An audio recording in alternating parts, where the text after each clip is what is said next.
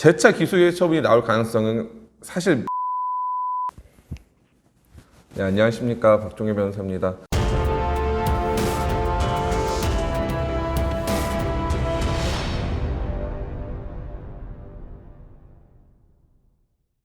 오늘은 기소유예 처분을 받은 이후에 성범죄를 저질렀을 때 다시 기소유예를 받을 수 있는지 아니면 더 무거운 처벌을 받게 되는지에 대한 내용을 좀 살펴보려고 합니다. 기소유예 처분이라고 하는 게 잘 아시다시피 범죄가 성립된 것은 맞지만 검사의 재량에 따라서 이번 경우에는 이제 형사처벌을 하지 않고 한 번 정도 기회를 더 준다라는 내용이에요.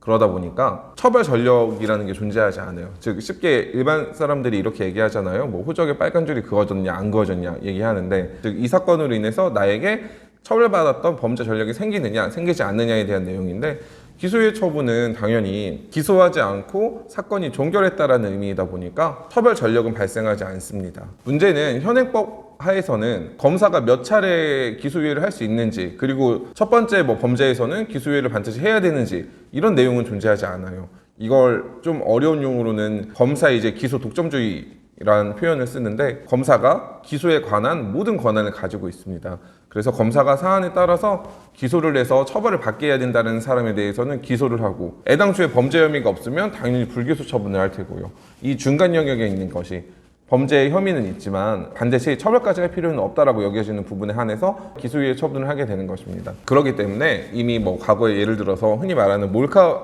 범죄로 기소유예 처분을 받았어요, 다행히. 그런데 그 이후에 몰카 사건이 됐든 다른 사건이 됐든 또 성범죄 내지는 다른 범죄를 저질렀다고 하면 이러한 경우에 기소유예가 안 된다라는 조항은 없지만, 현실적으로 재범의 우려가 있고 분명히 기존에도 한 번 정도 기회를 줬는데 계속해서 범죄를 하는 점을 감안했을 때는 이때는 이제 처벌의 필요성이 생긴다는 거죠. 그렇기 때문에 한 번 기소유예 처분을 받고 그 다음번에 기소유예 처분이 불가능하냐 그렇게 단정 지을 수는 없습니다만, 재차 기소유예 처분이 나올 가능성은 사실 희박하다라고 볼 수 있죠. 오히려 이제 젊은 학생들이나 나이가 어린 사람들, 아니면은 기소유예 처분이 반드시 필요한 경우에는 검사가 기소유예 처분을 내려줬는데 그럼에도 불구하고 반성이라는 거 없이 재차 똑같은 범죄 아니면 유사한 범죄를 한다라고 하면 기존 기소유예 처분도 사실 무색해지는 거잖아요. 당연히 이번 처분에서는 저번에 받지 않았던, 유예의 의미가 그런 거잖아요. 저번에 받지 않았었던 처벌을 포함해서 받는다라고 볼 수 있어요. 그러다 보니까 이게 이렇게 표현하는 게 맞을지 모르겠지만,